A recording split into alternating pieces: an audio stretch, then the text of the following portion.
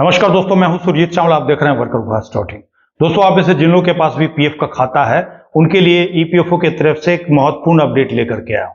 आपको बता दूं कि अगर आप पीएफ का सर्विस यूज करते हैं तो बहुत सारी ऐसी सेवाएं हैं जिसको कुछ समय के लिए बंद किया गया है। आखिर वो कौन कौन सी सेवाएं हैं और उनको क्यों बंद किया गया है, कब तक वो बहाल होगी और तो और इससे आपके ऊपर क्या असर पड़ेगा, इस वीडियो में काफी आसान भाषा में बताने जा रहा हूं, जिससे कि आप समझ करके और आने वाले समय में जो भी असुविधा आपको हो रही है उसको दूर कर पाएंगे। तो आइए इसको स्टेप बाय स्टेप करके जानते हैं। दोस्तों, आप में से जिन लोगों के पास भी पीएफ का खाता है और पहले से यूज कर रहे हैं, कहने का मतलब पुराने कर्मचारी है और पहले भी उनके पास पीएफ का खाता हुआ करता था, उस समय में और अभी के समय में आसमान जमीन का अंतर है।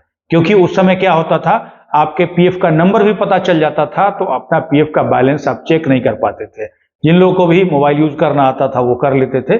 बहुत सारी ऐसी सेवाएं हैं जिसको आप यूज नहीं कर पाते। आपके मालिक की तरफ से आपका पीएफ का पैसा काटा गया तो आपके पीएफ के खाते में जमा किया गया कि नहीं किया गया, एम्प्लॉयर यानी आपके मालिक का जो हिस्सा है वो जमा किया गया कि नहीं किया गया, पीएफ पर ब्याज मिला कि नहीं मिला, और तो और क्लेम के लिए तो काफी लंबी प्रक्रिया थी, जिसके लिए लोगों को ऑफिस भागते भागते पूरा समय निकल जाता था। उसके बाद भी उनका क्लेम प्रोसेस नहीं हो पाता था। लेकिन अब जब से आपका डिजिटल यानी कि ऑनलाइन पीएफ सर्विस हुई है, तब से आपको पहले की तुलना में काफी सुविधा मिल रही होगी।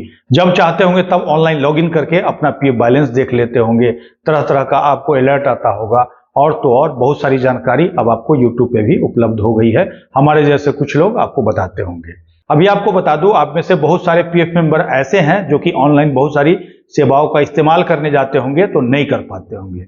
ऐसा इसीलिए क्योंकि ईपीएफओ की तरफ से एक अपडेट आया था और अपडेट के हिसाब से 28 जून 2026 तक ये सेवाएं बहाल हो जानी चाहिए थी।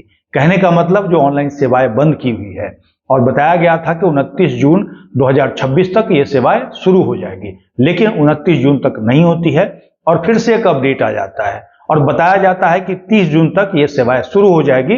कुछ टेक्निकल प्रॉब्लम आ गई है जिसकी वजह से समय एक्सटेंड किया गया है।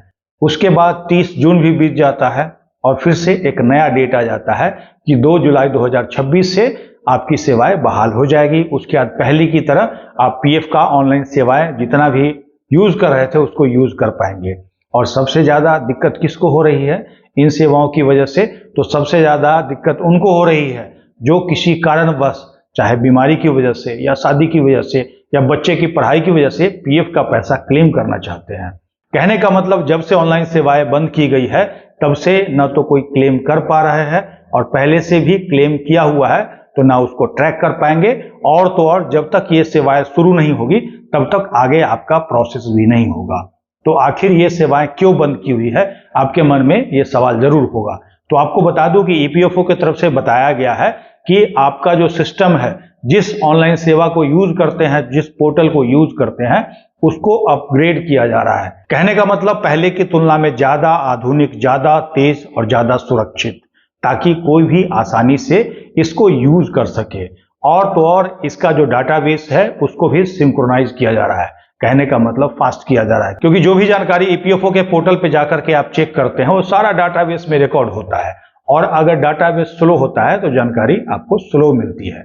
तो उसको भी सिंक्रोनाइज करने से थोड़ा सा फास्ट हो जाता है और इसीलिए इन्होंने सिस्टम अपडेशन पे डाला हुआ है और अब 2 जुलाई 2026 को सिस्टम अप होगा।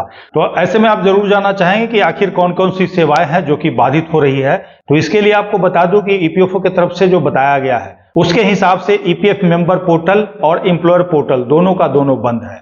कहने का मतलब आप लॉगिन भी नहीं कर पाते होंगे।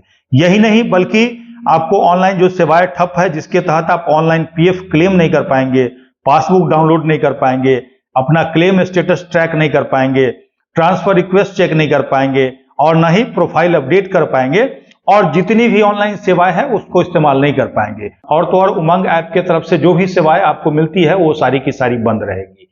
तो ये सब सिस्टम अपडेट किया जा रहा है, इसी की वजह से आपको असुविधा हो रही है। लेकिन इसके बारे में ईपीएफओ ने बताया है कि ये असुविधा जो है कुछ समय के लिए है, लेकिन आने वाले समय में आपको लॉन्ग टर्म बेनिफिट मिलेगा। जैसा कि हमने पहले बताया कि पहले जब ऑनलाइन सिस्टम नहीं था तो कितनी परेशानी झेलनी पड़ती थी, और धीरे धीरे ये सिस्टम अपग्रेड हो रहा है। जैसे जो लोग मोबाइल यूज करते थे पहले कीपैड वाला था, उसके बाद एंड्रॉइड आया, टच स्क्रीन आया, 2G, 3G, 4G, 5G, तो धीरे धीरे अपडेट होते रहता है सिस्टम, ताकि लोगों को फास्ट एक्सेस हो सके। इसके बाद आप जरूर जानना चाहते होंगे कि क्या इससे केवल कर्मचारियों को नुकसान हो रहा है? तो नहीं, ईपीएफओ की इस तकनीकी बंदी का असर केवल कर्मचारियों तक ही सीमित नहीं रहा, बल्कि नियोक्ताओं और कंपनियों के कामकाज पर भी साफ प्रभाव इसका दिखाई दे रहा है। एम्प्लॉयर पोर्टल बंद होने से कंपनियां समय पर अनुपालन, रिटर्न फाइलिंग और जरूरी प्रशासनिक प्रक्रियाएं पूरी नहीं कर पा रही है। इसके कारण कई संस्थाओं का नियमित संचालन प्रभावित हुआ है और लंबित कार्यों का बोझ लगातार बढ़ने की स्थिति में बन गई है। इसके बाद आपको बता दूं कि अगर 2 जुलाई से पहले इनका सब कुछ ठीक हो गया, टेस्टिंग वगैरह सब कुछ सक्सेसफुल हो गया, तब आपका सिस्टम अप हो जाएगा। नहीं तो फिर से आपको अलर्ट के माध्यम से ये टाइम बढ़ा देंगे। ऐसे में उन लोगों को ज्यादा परेशानी हो रही है जिनके घर में शादी है, या फिर कोई बीमारी है, कोई परीक्षा का फीस भरना चाहता है, या फिर और भी अन्य बहुत सारे काम है जिसके लिए पीएफ से पैसा निकालना चाहता है। मैं सरकार से अनुरोध करूंगा और लेबर विभाग से लेकर के पीएफ विभाग के अधिकारियों से अनुरोध करूंगा कि जल्द से जल्द सिस्टम को अप किया जाए, क्योंकि देश के करोड़ों कर्मचारी ऐसे हैं जो कि पैसा निकालने का वेट कर रहे हैं, क्योंकि उनको इसकी जरूरत है। क्या ये बात मैं सही कह रहा हूं? एक बार कमेंट्स करके बताएंगे। अगर आप हमें फेसबुक पे देख रहे हैं तो पेज को लाइक करेंगे, यूट्यूब पे देख रहे हैं तो चैनल को सब्सक्राइब करेंगे, वीडियो को अधिक से अधिक शेयर करेंगे ताकि अधिक से अधिक छात्रों तक जानकारी पहुंच पाए। इसके साथ ही विदा लेता हूं, जल्द ही एक नई जानकारी के साथ मिलते हैं। धन्यवाद।